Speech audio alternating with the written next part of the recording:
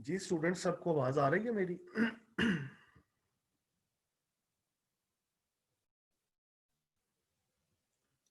Yes sir. चलें, ठीक है। मैंने इंटरनेट की स्पीड को देखते हुए मैंने बाकी अपनी जो इंटरनेट यूजेज है उसको मैंने कम कर दिया। तो सिर्फ मैंने अब जूम को लिंक किया हुआ है। शायद इधर बाइट्स इतने स्टेबल नहीं है, क्योंकि इधर शेयर्ड ऑफिस में बैठना और फिर लेक्चर लेना डिस्ट्रैक्टिंग हो जाता है मैनी टाइम्स। तो उसको अवॉइड करने के लिए मैं आपके साथ सेपरेट आज सेशन कर रहा हूँ। तो फर्स्ट ऑफ ऑल तो ये है कि अब थोड़ा सा आपको हिम्मत करनी पड़ेगी जब तक आपका ये फाइनल नहीं हो जाता, कि इधर आपको थोड़ा ज़्यादा hours of reading and preparation करनी पड़ेगी। मैं खुद भी, आपको पता ही है, रात को आपके साथ ही पढ़ रहा होता हूँ, आपके लेक्चर तैयार कर रहा होता हूँ और आपसे रिलेटेड चीज़ें सारी कर रहा होता हूँ। तो मे बी जितने घंटे आप पढ़ते हो तो उससे 4 गुना ज्यादा घंटे शायद मैं पढ़ रहा हूँ। मैक्सिमम आपको जो कोर्स पॉसिबल वे कवर करवाना ही मकसद है हमारा, ना ये कि आपसे ऊपर से गुजार दी जाए चीजें जो आपको समझ भी ना आए और फिर एग्जाम आपके लिए मुश्किल सा बना के दे दिया जाए। और ये मकसद नहीं होता यूनिवर्सिटी एजुकेशन का। तो जाहिर है आपको पता ही है, पूरी दुनिया में ही लॉकडाउन है, आप लोग अकेले नहीं बैठे हुए पाकिस्तान में। तो यूनिवर्सिटी बंद हुई गवर्नमेंट के कहने पे और खुली भी गवर्नमेंट के कहने पे, और we are bound to follow the government guidelines. And government जाहिर है कि एचईसी को एडवाइस करती है और फिर एचईसी आगे यूनिवर्सिटीज को करती है। तो ये कुछ हमारे पे हैं जिम्मेदारियां जो हम पूरी करते हैं being a teaching faculty member. तो without wasting any time we will start our lecture. और इसके साथ ये भी है कि आपको जो प्रेजेंटेशन के पॉइंट्स मिले हुए हैं वो जैसे रेडियोलॉजी के हैं और जैसे आपको थेराप्यूटिक्स के मिले हैं, तो उसमें आपने ये करना है कि कुछ स्टूडेंट्स ने ऑन कैंपस प्रेजेंटेशन दे दी थी कि सब थेराप्यूटिक्स की, और थेराप्यूटिक्स की ही दी थी मेरा ख्याल है। जैसे सुफियान था, मुकद्दस थी और नमरा थी, तो और शायद इकरा भी थी शायद, जहाँ तक I if I am not wrong. तो आपका डाटा मेरे पास है और सेशनल आपके इंशाल्लाह 25 को डिस्प्ले हो जाएंगे। तो जिन स्टूडेंट्स ने तो दे दी हैं प्रेजेंटेशन, उनको दोबारा तैयार करने की जरूरत नहीं, उनकी मैं मार्किंग कर दूंगा। ठीक है, तो कर दूंगा क्या, ऑलरेडी कर दी हुई है मैंने, और वो मेरे जो मार्किंग रजिस्टर है उसमें वो चीज़ सारी पहले ही मार्क है, तो उनको तो दोबारा करने की जरूरत नहीं। बाकी जो नए स्टूडेंट्स हैं जिनको मैंने रात टॉपिक्स अलॉट किए हैं और उनके मुझे मैसेज आ रहे हैं कि सर आपने हमें टाइम नहीं बताया, तो आप लोग खुद समझदार हो कि टाइम मैंने इसलिए नहीं बताता आप लोगों को ताकि आप लोग ये ना कहो कि आप पे मैंने कोई बर्डन डाल दिया।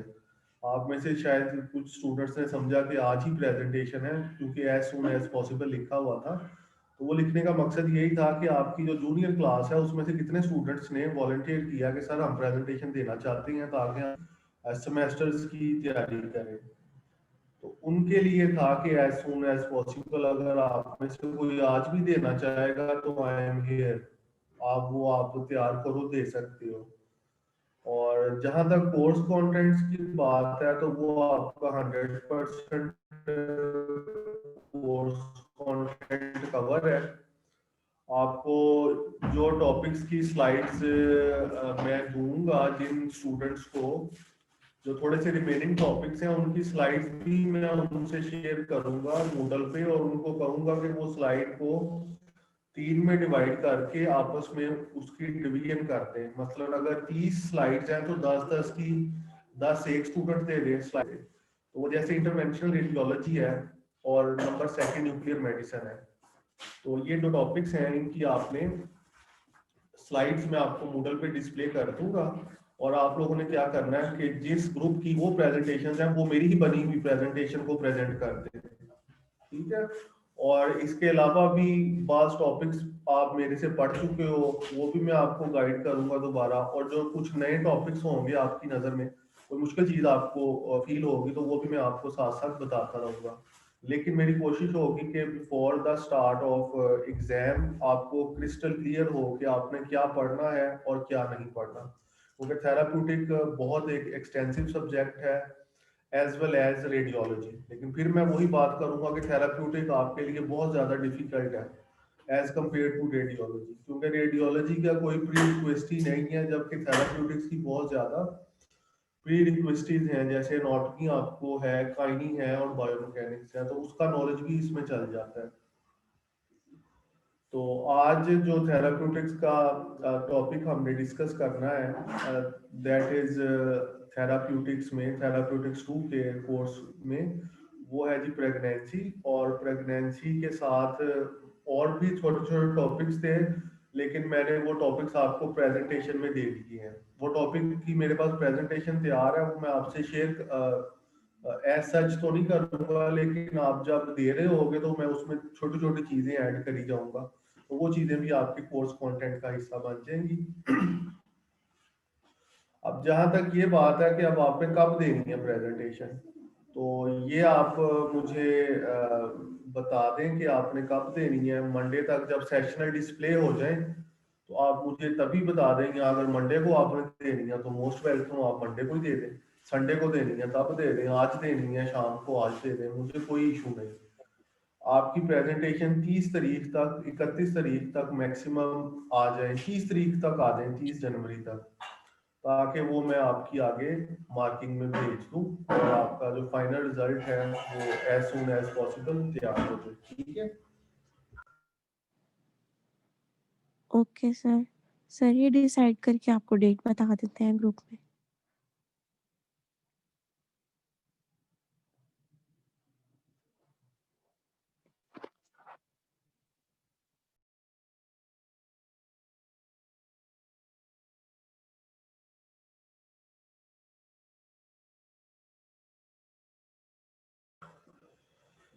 जी, तो ये आप डेट आप लोगों ने खुद बतानी है। मैंने आपकी सहूलत के लिए आप लोगों की डेट नहीं लिखी, लेकिन आप ये भी शायद मेरे खिलाफ ही ले जाते हो कि सर हमें शायद फोर्स कर रहे हैं कल प्रेजेंटेशन देने की, तो ऐसी कोई बात नहीं। मैंने हमेशा आपको लर्निंग वाइज फैसिलिटेट करता हूँ और करता रहूँगा, लेकिन डिसिप्लिन वाइज और एकेडेमिया वाइज मैं ये भी नहीं चाहता कि आप नालायकी की हदें क्रॉस कर जाओ और आपके 4 जीपीए और 3.8 3.9 हो और आप वही नैले के नैले रहो 5 साल बाद। ये भी हमारा फोकस नहीं। आपको हमने लर्निंग करवानी है एक डिसिप्लिन वे में, यूनिवर्सिटी फॉर्मल लर्निंग करवानी है और आपको फैसिलिटेट करना है लर्निंग में, ठीक है। चीज़ों को मुश्किल नहीं करना, चीज़ों को आसान करना है आप लोगों के लिए। तो आज फिर प्रेगनेंसी का हम स्टार्ट करते हैं और इसमें सिर्फ आपने वही टॉपिक्स पढ़ने हैं। जनरल ओवरव्यू, लर्निंग आउटकम्स और लर्निंग एक्टिविटीज मैं आपको साथ साथ बताता रहूंगा पूरे के पूरे लेक्चर में, जो कि आधे घंटे का होगा। मैंने थोड़ा जल्दी स्टार्ट कर लिया है, लेकिन आप रिकॉर्डिंग भी देख सकेंगे, मैं यूट्यूब के थ्रू रिकॉर्डिंग भी शेयर कर दूंगा। तो प्रेगनेंसी में आपने जो स्टडी करना है वो आपने करना है थ्रू पीडीएफ, क्योंकि वो मिक्सचर हम कर रहे थे, ज्यादा हमारा पीपीटीज पे फोकस था। जैसे लास्ट 2 सेशंस हमने कम्प्लीटली पीपीटी फोकस किया, तो आज मेरा था कि आपको पीडीएफ करूं और वही पीडीएफ जो मैंने मार्क किया हुआ है वही आपके एग्जाम के पॉइंट ऑफ व्यू से इम्पोर्टेंट है। ये नहीं कि 35 पेजेस आपने पढ़ने हैं। अब जब आप एक हाईलाइटेड चीज पढ़ते हो तो समटाइम्स उस हाईलाइटेड चीज को समझने के लिए आपको टेक्स्ट से पीछे भी थोड़ा सा जाना पड़ता है और उस टेक्स्ट से आगे भी आपको जाना पड़ता है। तो वो अब आपकी अपनी है, स्किल है, रीडिंग एबिलिटी है, और आपको सीखने की आपकी पावर है कि वो आप में कितनी है, कि आपको उसको समझने के लिए कितना और पढ़ना पड़ रहा है। अभी मैं आपको मार्क्ड पीडीएफ भी दिखाऊंगा और आपको चीजें समझाऊंगा related to women's health issue and pregnancy. और दूसरा हमारा टॉपिक था जो कि मैंने आपको प्रेजेंटेशन में दिया, लिम्फेटिक से रिलेटेड, लिम्फेडीमिया से रिलेटेड। और एल्बो हमने 70% कवर कर लिया हुआ था। और लास्ट टॉपिक इतना इम्पोर्टेंट नहीं था, एंकल एंड फुट का। और एंकल और फुट में सिर्फ एंकल स्प्रेन ही है जो कि ज़्यादा पूछा जाता था। बाकी एनाटॉमी तो आप लोगों ने पहले ही पढ़ी हुई है, ठीक है। तो अब हम प्रेगनेंसी पे आ जाते हैं and I will share the PDF. तो जाहिर है आप लोग रात भी लेट तक इंगेज रहे हो मेरे साथ, तो अभी इतने स्टूडेंट्स नहीं हैं, तो इसको हम कोई डिले नहीं करेंगे अपने लेक्चर को कि अगर स्टूडेंट नहीं आ रहे, क्योंकि अब टाइम पहले ही कम है। जल्दी जल्दी पढ़ के आप फ्री हो और फिर नेक्स्ट आप उसमें आ जाए, लेक्चर में आ जाए। नेक्स्ट मीन्स आपका जो नेक्स्ट सब्जेक्ट है।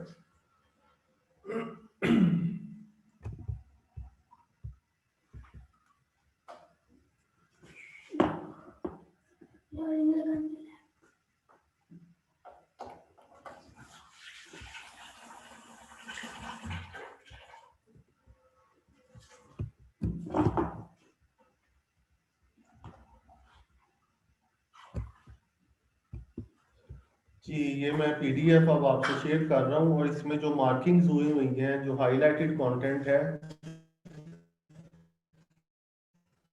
अगेन आई रिपीट, वही आपके एग्जाम के लिए इम्पोर्टेंट है। लेकिन उसको समझने के लिए कुछ अगर आप एक्स्ट्रा भी पढ़ोगे तो मैं उससे आपको मना नहीं करूंगा। तो कोर्स चीजें हो जाए, अगर मैं आपको कहूँ कि 35 से 35 सफ़े आपने भी पढ़ने हैं और मैं उसकी पीपीटीज बना दूं दो और आपको फुल लेक्चर ही डिलीवर कर दूं, तो वो आपके लिए at this time it would be very difficult for you. तो ये अब आप देखें, गायनाकोलॉजी एंड ऑब्स्टेट्रिक्स या वुमेन हेल्थ इश्यूज, या आपको जी ये पीडीएफ आपको।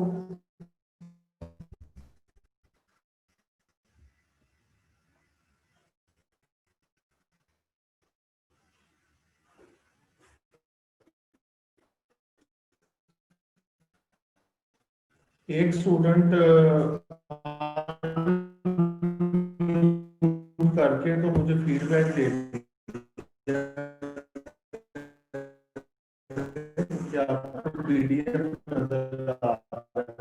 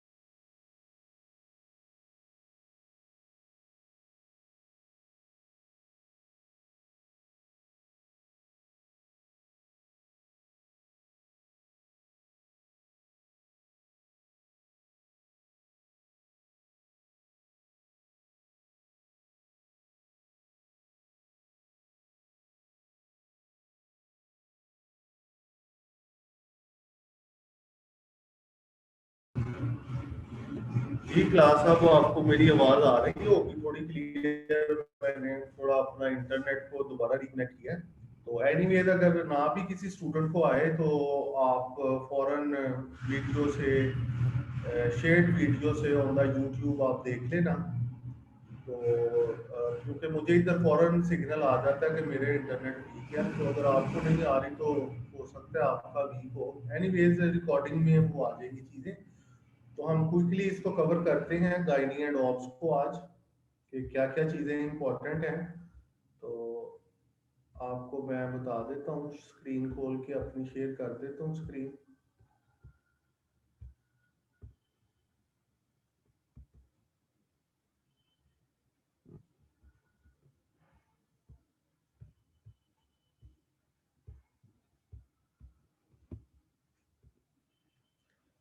जी अपना स्क्रीन हो गई शेयर, सबको नजर आ रही है? Yes sir.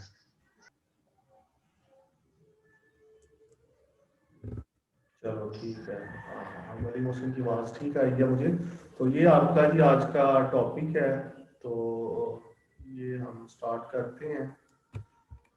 तो ये सारा इंट्रोडक्शन दिया हुआ है और ये वैसे ही का जनरल इंट्रोडक्शन है। तो ये मैंने हाईलाइट इसलिए नहीं किया कि आपको ये चीज़ें पहले ही आपने फिजियोलॉजी में थोड़ी बहुत पढ़ी होंगी कि प्रेगनेंसी को आप 40 वीक्स में, ये मैं अब आपको थोड़ी थोड़ी चीज़ें हाईलाइट कर देता हूँ क्योंकि ये ऑब्जेक्टिव नॉलेज है, ये जानना बहुत ज़रूरी है। 40 वीक्स नॉर्मल प्रेगनेंसी का पीरियड होता है, लेकिन जो जिसको आप फुल टर्म कहते हैं, फुल टर्म प्रेगनेंसी, आप अगर नोट्स बना रहे हैं यानी कि इवन बिफोर 3 वीक्स तो बेबी फुल्ली डेवलप हो गया होता है, ठीक है। उसको फुल टर्म डिलीवरी आप कहते हैं। तो इसको आपको चूंकि 40 वीक्स है तो इसको आप 3 ट्राइमेस्टर्स में आप डिवाइड करते हैं, 0 to 12 का, 13 to 26 का, और फिर अगला जो है वो 27 to 40 का। तो इसमें जो चेंजेस आती हैं वो आप देख लें कि प्रेगनेंसी जो जाइगोट है या जो फर्टिलाइज्ड ओवम है उसकी उन्होंने टर्म रखी है फर्टिलाइज्ड ओवम की। एफएससी में आपने इसको जाइगोट पढ़ा, ठीक है।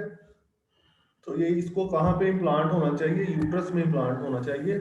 और यूट्रस की मैंने आपको लास्ट टाइम नहीं, आपको शायद बताया कि नहीं, किसी और क्लास को बता रहा था कि यूट्रस की आपकी 3 वॉल्स होती हैं एंड जहाँ पे प्लेसेंटा बनती है, जाके प्लेसेंटा अटैच होती है, एंटीरियर वॉल, पोस्टीरियर वॉल और फंडस। तो इधर जाके आपका ओवम जो है वो अटैच हो जाता है। और ये कुछ साइन एंड सिम्टम्स हैं प्रेगनेंसी की, ये आप अगेन बाद में पढ़ते रहोगे, लेकिन अभी आपने एक्सरसाइज की तरफ चूंकि ज़्यादा फोकस करना है तो वो आप सिर्फ दोनों तीनों ट्राइमेस्टर का टाइम ड्यूरेशन आपको पता होना चाहिए और किस ट्राइमेस्टर में कौन सी एक्सरसाइजेस करानी है, ये चीज़ें आपको पता होनी चाहिए। बाकी जनरल साइन एंड सिम्टम्स हैं तीनों प्रेगनेंसीज के नौजिया वॉमिटिंग हो जाती है फर्स्ट ट्राइमेस्टर में। अब कोई आपसे पूछ सकता है कि क्यों होती है, उस क्यों का जवाब है कि due to hormonal changes in the blood, ठीक है। फिर जॉइंट में लैक्सिटी आ जाती है, का प्रोसेस हो जाता है। तो ये सारी चीजें आपने रेडियोलॉजी में भी थोड़ा बहुत इसका आपको मैंने टच दिया हुआ है कि प्रेगनेंसी रिलेटेड जो मेमोग्राफी है फॉर एग्जांपल, या जो अल्ट्रासाउंड है उसमें आपको प्रेगनेंसी का नॉलेज है। अब आपने थेराप्यूटिक्स में इससे रिलेटेड एक्सरसाइजेस की तरफ आना है और लेबर की तरफ आना है कि लेबर क्या होती है, ठीक है। लेबर की भी 3 स्टेजेस हैं। लेबर की बेसिक डेफिनेशन तो सिंपल सी है कि process of giving normal birth is called as labour. कि इसमें आप किसी किस्म का जो है सर्जिकल इंस्ट्रूमेंट का यूज नहीं होता, ना ही कोई इंसिजन लगता है। वैसे तीन जो फीटल हम कहते हैं, जब तक वो डिलीवर नहीं हुआ होता तो फीटल हेड को फोर्सेप्स असिस्टेड डिलीवरी भी की जाती है, फिर एपिसियोटमी भी समटाइम्स करती जाती है। और फिर आपको पता है अगर लेबर प्रोलॉन्ग हो जाए आफ्टर मोर देन 16 आवर्स या 14 आवर्स और डिपेंडिंग अपॉन द गायनेकोलॉजिस्ट और सर्जन, तो फिर सी सेक्शन की तरफ जाया जाता है। तो बजाय इसके कि जो मदर है या चाइल्ड है उसकी जो हेल्थ स्टेटस है उसको कॉम्प्रोमाइज किया जाए। लेबर की स्टेजेस हैं, उसमें कॉन्ट्रैक्शन स्टार्ट हो जाती हैं जिसको आपने डिफरेंशिएट करना होता है। Some time false labour contractions भी स्टार्ट हो जाती हैं, मींस के लेबर पेन्स स्टार्ट हो जाती हैं पेल्विक एरिया में, जो कि टिपिकल होती हैं, ठीक है। और जो कि ऑनसेट है लेबर का उसको बताती हैं कि ये अब लेबर स्टार्ट होने वाली है। फिर आपको जेस्टेशनल एज का पता होता है, और जेस्टेशनल एज में आपको बार बार बताता हूँ रेडियोलॉजी में कि जेस्टेशनल एज क्या है, ठीक है। तो और ये सर्विक्स से होके जो फीटल है वो डिलीवर होता है।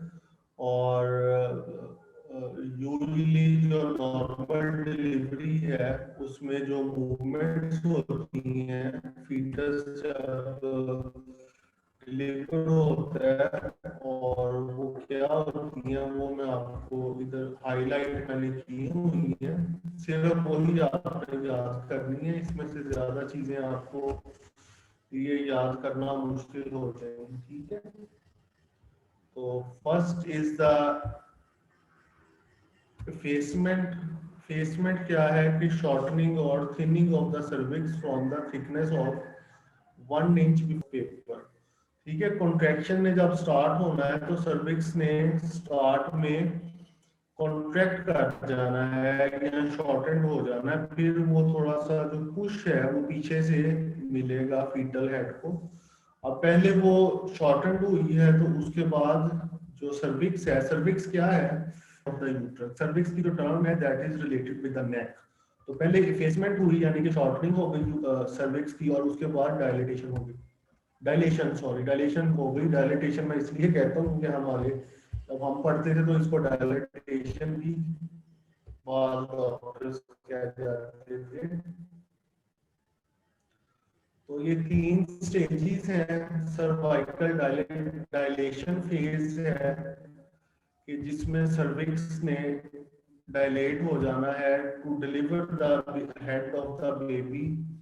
1 इंच स्टार्ट में डायलेट होना है और फिर 3 इंच तक चले जाना है, यानी कि स्टार्ट में 1 इंच, फिर 3 inch and up to 4 inches is usually normal and considered as complete to deliver the baby's head या fetal head आप इसको कहोगे, क्योंकि अभी वो डिलीवर नहीं हुआ।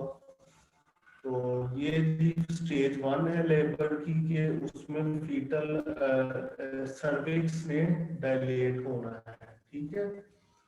और बेबी के हेड ने जो है वो आना है। Number second is the fetal descent. इसको स्टेज 2 ऑफ द लेबर कहते हैं, that is related with the pushing and expulsion of the fetus. तो फर्स्ट स्टेज ऑफ लेबर में आपने देखा कि क्या हुआ, main focus was the cervix shortening and cervix dilation. और सर्विक्स डायलेशन की 3 स्टेजेस थी, 1 इंच, 3 इंच एंड 4 इंच, ठीक है। ये आप इसको देख लो। और इसको इफेसमेंट भी कहा उसने स्टार्ट में, और इफेसमेंट के बाद उसने जो दूसरी टर्म यूज की आपके होती है मींस वो डायलेशन की है, ठीक है। इफेसमेंट एंड डायलेशन ये फर्स्ट स्टेज ऑफ लेबर में आएंगी। और सेकंड स्टेज ऑफ लेबर में फीटल डिसेंड करता है, इंगेज हो जाता है। इंगेजमेंट इसको कहते हैं कि the greatest transverse diameter of the fetal head passes through the pelvic inlet। और फिर डिसेंट होता है, एग्जैक्टली डिसेंट हो जाता है फीटल हेड। और उसके बाद फ्लेक्शन में, इंटरनल रोटेशन में, एक्सटेंशन में और एक्सटर्नल रोटेशन में ये फीटल हेड की मूवमेंट्स हैं जिसको आप डिस्कस कर रहे हो। ये ना ही मदर की मूवमेंट्स हैं ना ही ये फीटस की ओवरऑल मूवमेंट्स हैं, ये फीटल हेड की with respect to the pelvic inlets ये कुछ स्पेसिफिक मूवमेंट्स हैं उनकी बात कर रहे हैं, लेकिन ये इतनी ज्यादा स्पेसिफिक मैं आपको पढ़ा तो रहा हूँ।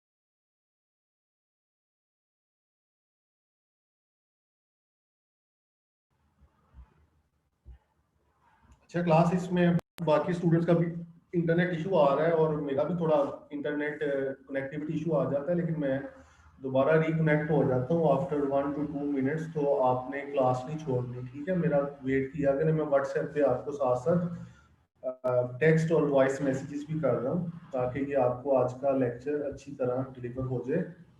तो अब लेबर की जो स्टेजेस हैं उसको बजाय इसके कि हम टेक्स्ट में पढ़े,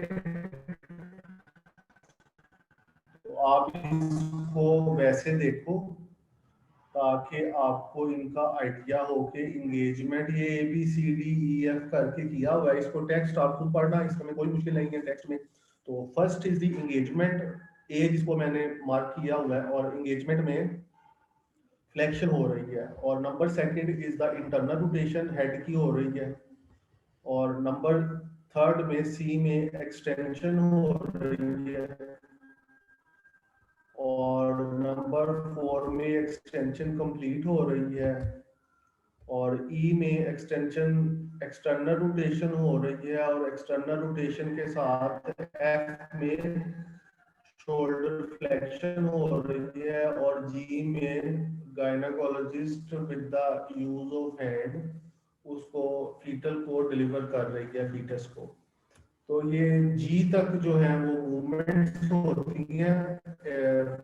आप समझ लें कि 8 होता है ना, जैसे 8 लिखने में 8 आता है, तो वैसी मूवमेंट्स होती हैं, राउंड मूवमेंट्स होती हैं क्लॉकवाइज या एंटी क्लॉकवाइज भी समटाइम्स हो जाती हैं। तो इसमें ऐसे राउंड सा हो के बेबी जो है वो नॉर्मल डिलीवरी में डिलीवर हो जाता है। तो ये तो एक लेबर के मुतालिक चीज थी। और ये वेट गेन को मैंने हाईलाइट किया है कि कितना कितना वेट गेन होता है।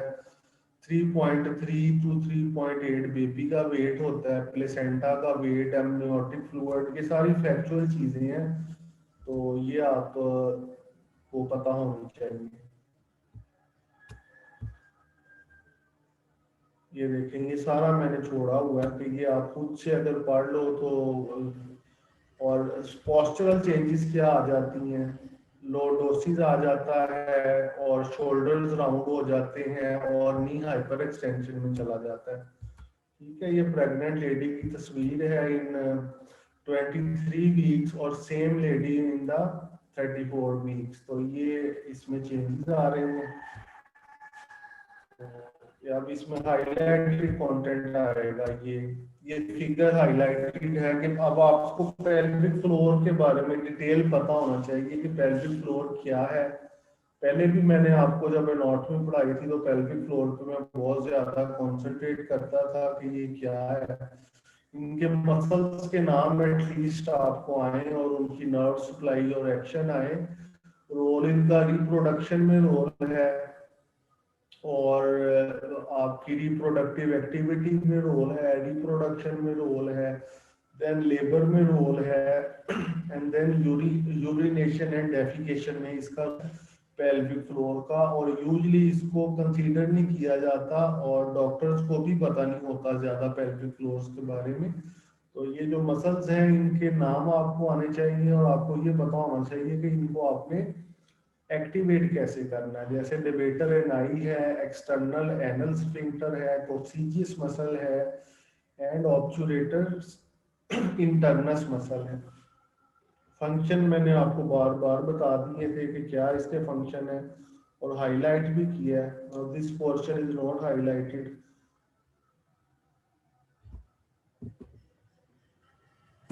ये अब आएगा जी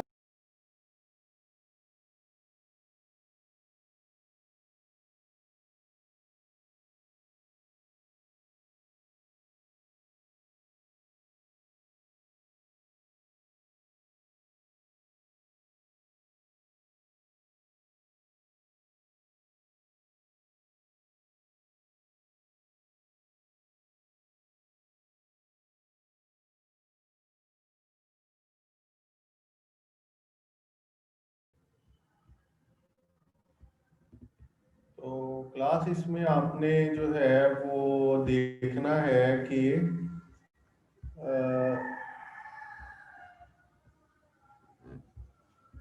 कॉन्टिनेंस की जो टाइप्स हैं उसमें आपने उसको आप मैं स्टडी कर रहे थे। अब हम आगे जाते हैं क्योंकि सारे स्टूडेंट्स का इंटरनेट कनेक्शन काफ़ी का अनस्टेबल हो जाता है, मेरा भी इधर से डिस्कनेक्ट हो जाता है फॉर द टाइम बीइंग। तो अर्जेंसी का मतलब स्ट्रेस का मतलब स्ट्रेस इनकॉन्टिनेंस का मतलब है कि कोई इन करने से तो आपका जो यूरिन है वो पास हो जाता है, और अर्जेंसी का मतलब है कि आपको यूरिन की फीलिंग आई और वो फौरन से यूरिन पास हो गया। ठीक है, ये स्ट्रेस है। और डिट्रेसर ओवर एक्टिविटी और फिलिंग फेज में अगर आए और फिल हुए बगैर ही हो जाए तो उसको डिट्रेसर कहेंगे, और डिटेंशन कहेगा कि उसकी जो टोन है वो कम हो जाए। तो चलें आप ये फर्स्ट थ्री कर लें, ये आपके लिए काफ़ी है। हाईलाइट मैंने ज़्यादा की हैं लेकिन आप इसको फर्स्ट थ्री कर लें।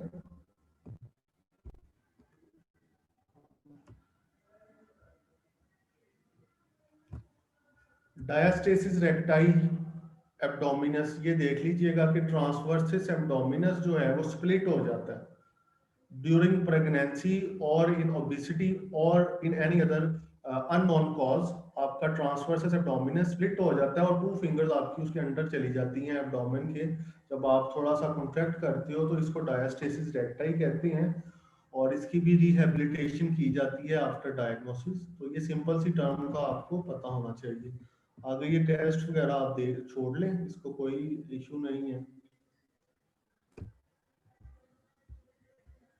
और ये है जी एक्सरसाइज जो आप प्रेगनेंसी में एरोबिक एक्सरसाइज करवा सकते हैं। इसमें आपने प्रेजेंटेशंस भी दी हुई हैं if I am not wrong. Swimming, walking, biking और अदर एक्सरसाइजेज हैं, yoga, Pilates, slow dancing movements, ये सारी की सारी आपने दी हुई हैं इस पर प्रेजेंटेशंस। अब जो पेल्विक फ्लोर की एक्सरसाइजेज हैं वो कौन कौन सी हैं? वो हैं जी आपकी कॉन्ट्रैक्ट, रिलैक्स और क्विक कॉन्ट्रैक्शंस और एलिवेटर। तो ये क्या है? ये सिंपल सी इसकी टेक्निक है कि जैसे आपको किसी ऐसी जगह पे चले जाते हो जिधर टॉयलेट नहीं है, तो अगर आपने यूरिनेशन या डेफिकेशन का रिफ्लेक्स आएगा तो you will hold your waste products inside your body by the help of your muscular contractions. ये ही इंस्ट्रक्शंस आपने अपने मरीजों को देनी है in a very polite and reasonable way to contract the pelvic floor muscles के। ऐसे आपने करना है कि जैसे आपको तेज पेशाब आया हुआ है और वो आपने रोकना है। ठीक है, इन सिंपल लैंग्वेज। ठीक है, आप उर्दू में उसको आप उसको करोगे, फीमेल्स को ट्रेनिंग करोगे तो उससे उनका जो पेल्विक फ्लोर है वो स्ट्रेंथन हो जाएगा। ये पेल्विक फ्लोर की एक्सरसाइज आ जाएंगी। और ये कुछ प्रेगनेंसी रिलेटेड स्पेसिफिक एक्सरसाइजेज हैं, ये भी मैंने हाईलाइट फिगर में किया हुआ है कि ये इंटरनल एक्सटर्नल रोटेशन, एबडक्शन वगैरह, और ये सारी चीजें इसमें आ जाएंगी। तो I think we are going towards the end. Pregnancy related जो कॉम्प्लिकेशंस हैं और जो मैनेजमेंट गाइडलाइंस हैं उसका एक टेबल है, वो आपने देखना है। यही वही है कि पुअर पोस्चर हो सकता है, पुअर बॉडी मैकेनिक्स हो सकती है, यूरिनरी ट्रैक्ट इन्फेक्शन हो सकता है, पुअर एपिजियोटमी हीलिंग हो सकती है। तो ये टेबल है कि जिसमें पोटेंशियल कॉम्प्लिकेशन और स्ट्रक्चर के बारे में बताया गया है। ऑर्गन का प्रोलैप्स हो सकता है, ब्लीडिंग ज्यादा हो सकती है, इंसिजन्स में इंफेक्शन हो सकता है। तो ये सारी की सारी इम्पेयरमेंट्स हैं। तो I think we have ended now. ये एक थोड़ी सी एक्सरसाइज है, इसमें मैंने थोड़ा सा एरियाज के कमर के साइड पे आपने तकिया रख देना कि इंफीरियर वेना केवा कंप्रेस ना हो और पेशेंट जो है वो लेफ्ट साइड की तरफ टिल्ट कर जाए। ये भी एक टेक्निक है सोने में। और आपको पता है प्रेगनेंसी में थर्ड ट्राइमेस्टर में you should at least use 5 types of pillow, neck के नीचे, एब्डोमेन के नीचे, घुटनों के नीचे और एंकल्स के नीचे, ताकि स्वेलिंग्स वगैरह ना हो। इसके लिए स्पेसिफिक पिलोज आपको कमर्शियली भी मिलेंगे। ये मल्टीफॉर्म वाले जो हैं ये स्पेसिफिक प्रेगनेंसी रिलेटेड पिलोज आपको प्रोवाइड करते हैं फॉर योर पेशेंट्स।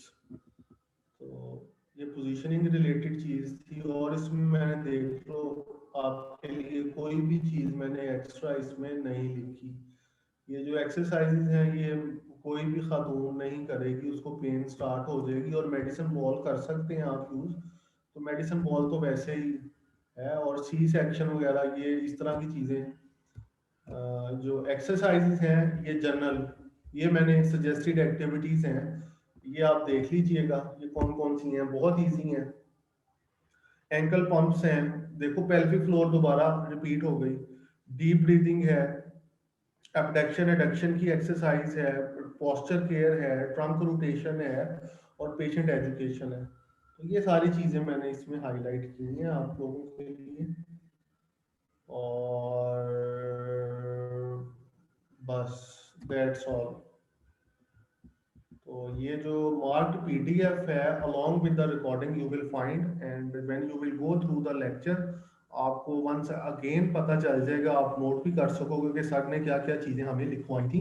और वही चीज़ें आपके लिए एग्जाम में इंपॉर्टेंट है। उस चीज़ को समझने के लिए आपको थोड़ा ऊपर नीचे जाया जा सकता है, लेकिन वो आपकी अपनी मर्जी है। फिर भी कोई चीज़ ना समझ आए तो I am available, and in fact I am available more than any of other faculty members, always available with you on online भी हूँ और कॉल भी आप लोग मुझे कर देते हो। तो ठीक है, आज का लेक्चर एंड करते हैं, 10:15 होने वाले हैं। आपको मैं रिकॉर्डिंग शेयर कर दूंगा थ्रू यूट्यूब। अगर कोई चीज़ पूछनी है तो आप मुझसे पूछ सकते हैं। अटेंडेंस में मार्क कर दूंगा जिन स्टूडेंट्स का इंटरनेट का इशू आया आज। ठीक है एक्सक्यूज जी। मी सर। जी जी। सर नम्रा और मुकद्दस की प्रेजेंटेशन हो चुकी है थेरापेटिक्स की, तो मैं और आयशा पेयर कर लें? हाँ हाँ, आप करें तैयार उन्हीं टॉपिक्स पे जो मैंने आपको साइन किए हैं। Yes sir, thank you. Okay ji. Ji अपना फाक फिर डिस्कनेक्ट करते हैं लेक्चर क्लास को। यस सर, कर दें। चलो ठीक है, देख लें अदीना कोई क्वेश्चन है किसी को, फायजा, गानिया, हलीमा, इकरा। बड़ा इंपॉर्टेंट आज का टॉपिक था प्रेगनेंसी एंड ऑब्स्टेट्रिक्स का। आपके माइंड में कोई भी क्वेश्चन किसी भी टाइम आता है तो you are more than welcome. अभी बेशक आप नहीं करना चाहते क्लास को प्रोलॉन्ग, जो भी है आप इसको स्टडी करो और हमसे कोई भी क्वेश्चन आए आप दोबारा मुझसे पूछो, बार बार पूछो।